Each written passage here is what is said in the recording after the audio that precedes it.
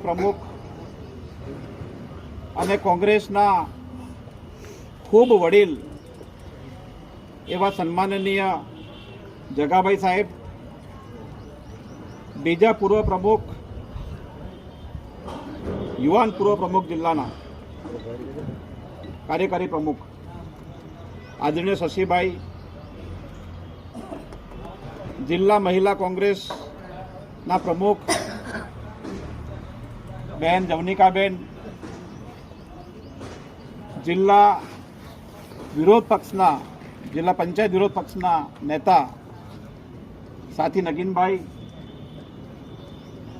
છોટાઉદેપુર તાલુકા પંચાયત વિરોધ પક્ષના નેતા ભદીભાઈ, છોટાઉદેપુર તાલુકાના સંગઠનના પ્રમુખ સોમભાઈ, છોટાઉદેપુર શહેરના પ્રમુખ સુલેમાનભાઈ, છોટાઉદેપુરના પૂર્વ પ્રમુખ ઈશ્વરભાઈ,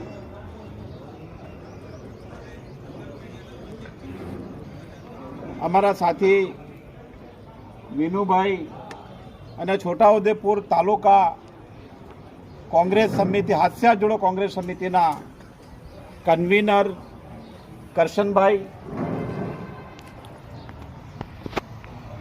જિલ્લા પંચાયતના સભ્ય ભુવાનભાઈ, જિલ્લા પંચાયતના પૂર્વ સભ્ય જયંતિભાઈ, તાલુકા પંચાયતના સભ્યો, સરપંચ સાથીઓ, કોંગ્રેસ પાર્ટીના અલગ અલગ વિસ્તારમાંથી કોંગ્રેસ પાર્ટી માટે કામ કરી રહ્યા છે એવા વડીલ નેતાઓ, આગેવાનો, યુવાનો, બહેનો, આજની આ જે મિટિંગ છે એ મિટિંગ આમ તો આપણી દરેક મિટિંગના બે હેતુ છે આજકાલ. એક હેતુ છે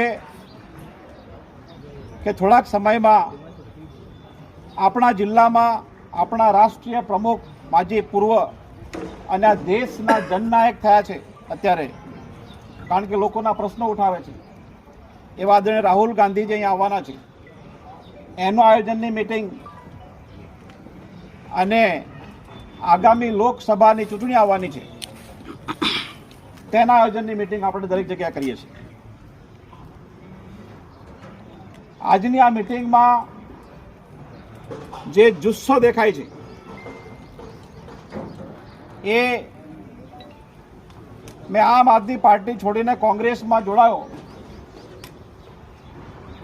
એના પછી આટલો જુસ્સો હું પહેલી વખત જોઉં છું.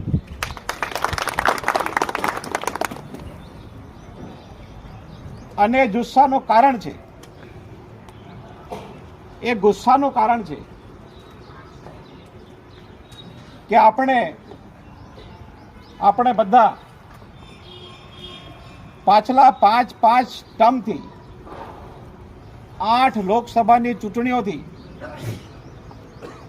જેમના માટે મહેનત કરી, જેમને માન સન્માન આપ્યું, જેમને ગુજરાતના પીઢ નેતાનું બિરુદ અપાવ્યું,